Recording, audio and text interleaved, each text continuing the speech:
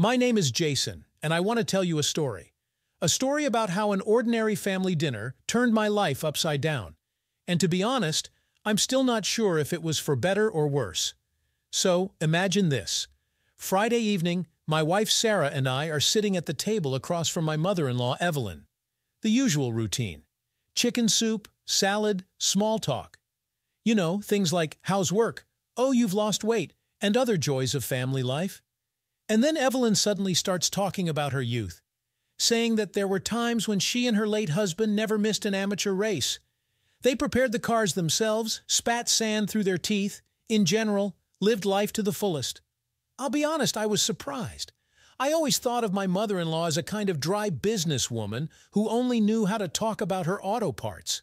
And here's this: racing, adrenaline, technical creativity. Turns out she's got more than just gears spinning in her head. But the most interesting part was yet to come. When Evelyn admitted with a sigh that she and her husband never managed to take first place, my heart just ached.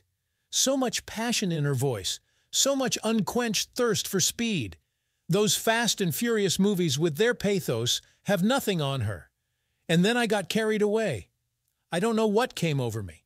I guess the spark in my mother-in-law's eyes was contagious. "Evelyn," I say, "why don't you get back on the track? You know, for old time's sake, I'm sure you haven't exhausted all your reserves yet." My mother-in-law almost choked in surprise. But to my amazement, Sarah supported her. Apparently, her daughter understood better than I did how much her mother missed it. We spent the whole evening discussing the details: where to get spare parts, how to get the car in shape, where to best go for the first start. And at the end, Evelyn suddenly turned to me and asked with a kind of uncertain smile, "Jason, would you like to help me? You know, tinker in the garage, twist some bolts. After all, it'll be more convenient with two people." I nearly choked on a chicken leg in surprise. So what? Now my mother-in-law and I are kind of like partners in racing matters? Wow, what a world we live in! But the excitement was already boiling in my blood. After all, what do I have to lose? I'll chat with my mother-in-law, get smeared in engine oil. But what an experience! What emotions! Plus, I'll please my wife once again. "Of course, Evelyn," I cheerfully reported. "I'll be happy to help you return to big-time sports. When do we start?" The next morning, I stood in front of Evelyn's garage, shifting from foot to foot in the cold. Not that I was scared, but it was kind of uncomfortable being alone with Evelyn. What if I say something unnecessary or screw on the wrong nut? I'll be disgraced forever. My emotional torment was interrupted by the creak of the opening door. There stood Evelyn, and I nearly dropped my jaw on the asphalt. Instead of her usual business suit, she was wearing a worn denim jumpsuit, smeared with engine oil. Hair carelessly pulled back in a ponytail, not a gram of makeup on her face, except for some unusual, almost girlish liveliness. "Good morning, Jason," she sang, flashing a white-toothed smile. "Ready to join the secrets of automotive craftsmanship?" I nervously swallowed and nodded. Damn, who is this woman? And what has she done with my uptight mother-in-law? Is garage romance really that powerful? But there was no turning back. Evelyn had already grabbed my hand and pulled me inside, chattering along the way. "Oh, Jason, you can't even imagine what I'm about to show you. It's just a treasure, a relic, the dream of my life." With those words, she flew up to some massive structure covered with a tarp. With one motion, she threw off the cover, and my breath caught. It was it! Legendary, predatory, gleaming with polished metal. A 1969 Chevrolet Camaro SS. The ride every self-respecting car enthusiast dreams of. Damn, I wouldn't mind racing behind the wheel of such a baby myself. "Wow!" was all I could squeeze out, staring at this magnificence in fascination. "Evelyn, this is just the bomb," my mother-in-law grunted contentedly, stroking the shiny hood. "You bet. Henry and I put so much effort into it, spent so much time. You know how insulting it was when well, you understand?" She faltered and turned away. Only now did it dawn on me how important this was to her, how painful the memories of an unfulfilled dream and a lost husband were. I wanted to go over, hug her, comfort her. "Okay, stop, Jason. I think you've galloped off in the wrong direction. This is your mother-in-law, after all, your wife's mother, by the way. The last thing you need is to get all lyrical over retro cars." "Ahem, well then," I said briskly, clearing my throat. "Where do we start? I'm sure this baby will show what she's made of." Evelyn perked up, her eyes lit with an excited gleam. "Oh, we've got a ton of work to do. First, we need to check the engine, then work on the suspension. Are you ready to help an old lady remember her old skills?" I nodded uncertainly, rolling up my shirt sleeves. "Well, come what may. After all, what do I risk? I'll get dirty, I'll get scratched. But what an experience, what emotions." "Always ready, Evelyn," I reported cheerfully. "Show me what's what, and let's get to work. Let's turn this sweetie into a real racing car." The next few weeks flew by in a flash. Evelyn and I spent days on end in the garage, digging into the engine, changing parts, arguing ourselves hoarse about the advantages of disc brakes over drum brakes. I had already forgotten that I once considered my mother-in-law a bore. Now I saw a completely different person in front of me. Passionate, enthusiastic, alive. To be honest, it scared and fascinated me at the same time. I never thought you could dive headfirst into someone else's dream like that. To feel this delight, this anticipation of victory with every cell of your body. And to think, at first I just wanted to please my wife and brighten my mother-in-law's loneliness. Who knew it would go this far? Every day our conversations became more personal. We talked not only about racing and engines, we shared memories, hopes, intimate thoughts. Evelyn talked about her late husband, about her crazy love for him. I talked about doubts, about the fear of not living up to others' expectations. And with each such conversation, I felt something new and fragile growing between us. Some inexplicable attraction that made me feel hot and cold. I felt it particularly acutely when one day, while trying a racing helmet on Evelyn, I accidentally touched her hair. It was like an electric shock. I froze, afraid to breathe. I think she felt that spark too. She looked up at me with eyes full of confusion, nervously licked her lips.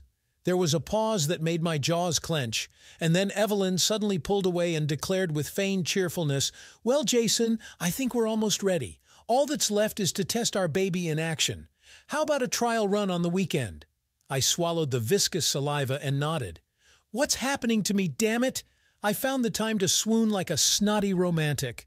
We're doing business here after all. I need to pull myself together and put aside everything unnecessary.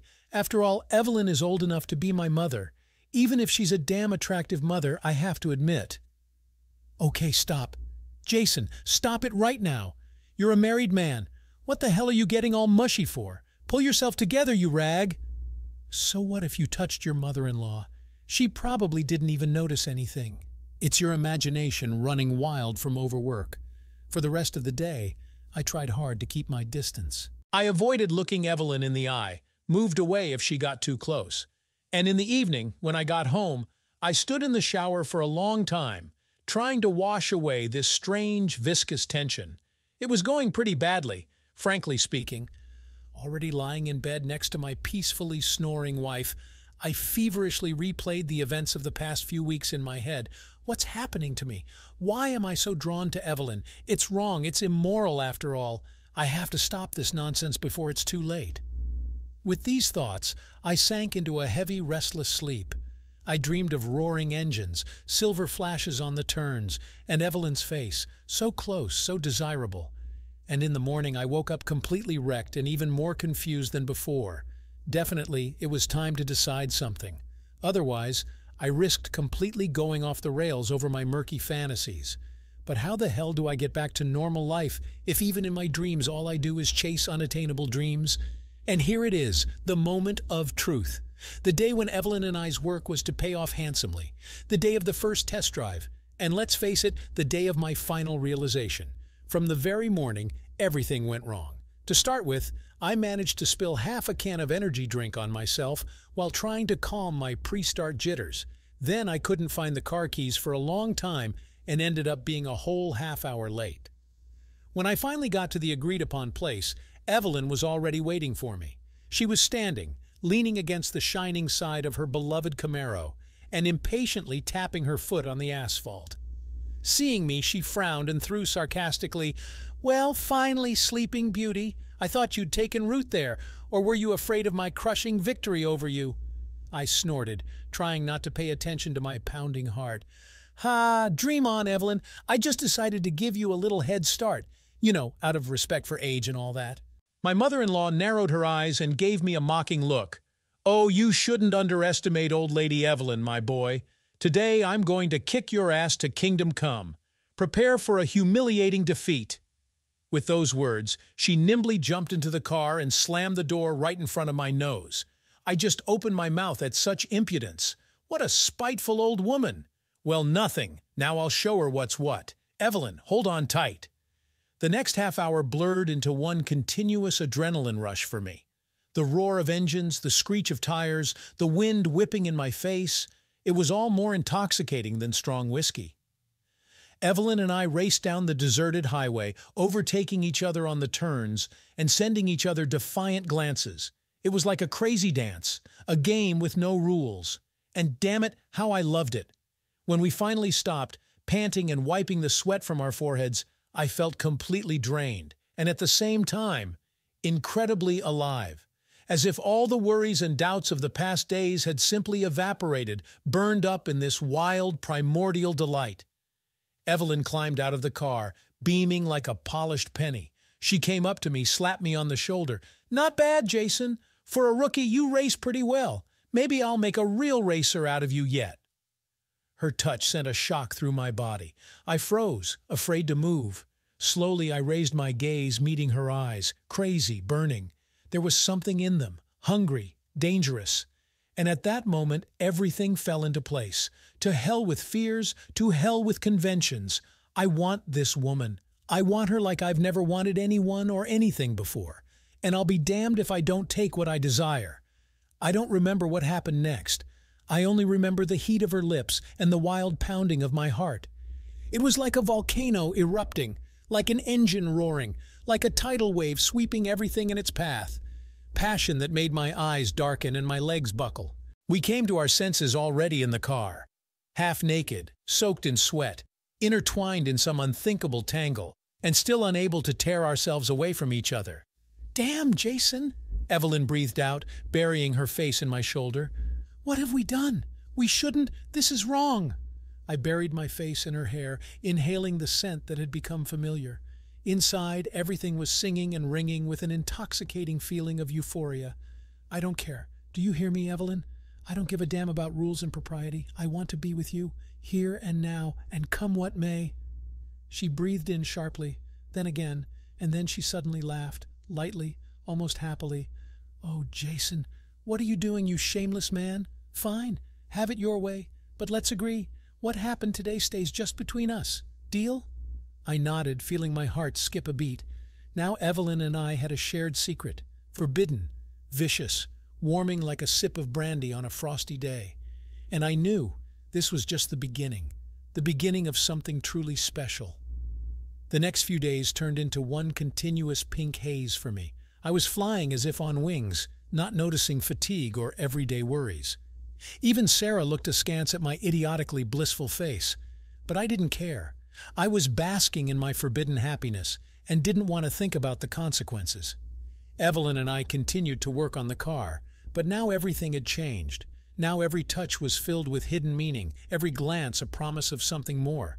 We seemed to be living in our own little world, where neither guilt nor fear of exposure existed. On the sly, I began preparing a surprise for Evelyn. Without her knowledge, I sent an application to participate in the nearest amateur race. I wanted to make her happy, to arrange a real celebration.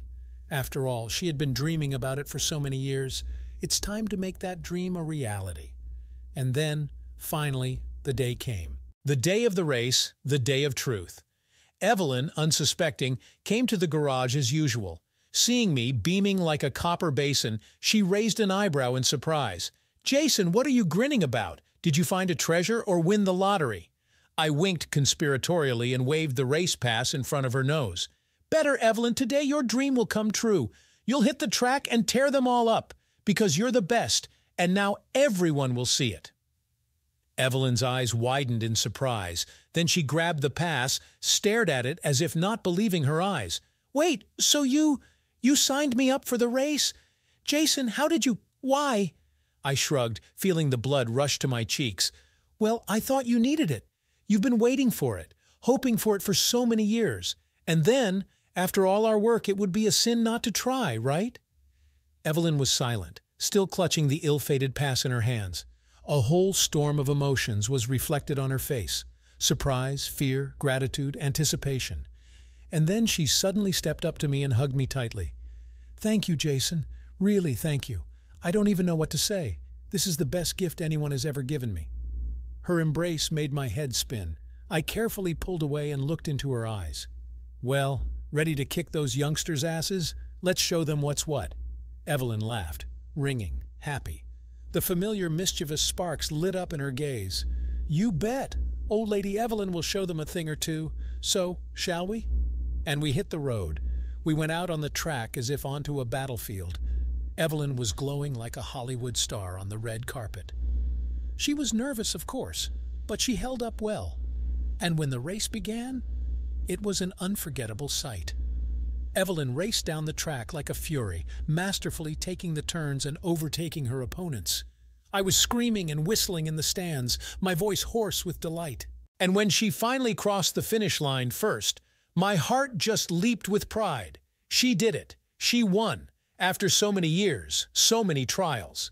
She fulfilled her long-standing dream, for which she had dedicated half her life.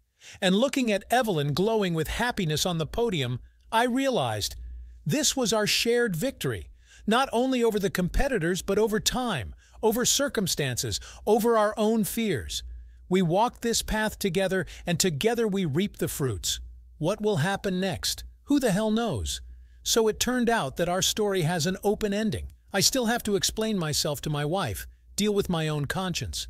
But I don't regret anything. These days spent with Evelyn changed me, forced me to take a fresh look at life, at relationships. And even though I don't yet know how to proceed, one thing I can say for sure.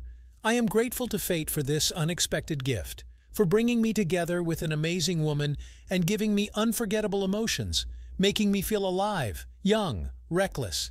And I will always keep these memories in my heart as one of the brightest, most exciting episodes of my life. Thank you, Evelyn, for awakening in me something I didn't even suspect, showing that it's never too late to dream, to take risks, to go after what you want. Wherever the road takes us next, I will always remember this moment, the moment of our shared triumph, and nothing can ever take away from me this sweet, incomparable feeling. Because on that day, on that racetrack, we both found freedom. The freedom to be ourselves, to follow the call of our hearts, to cast aside doubts and simply enjoy the moment. Did you like this story? Let us know in the comments what you liked. Subscribe to our storytelling podcast.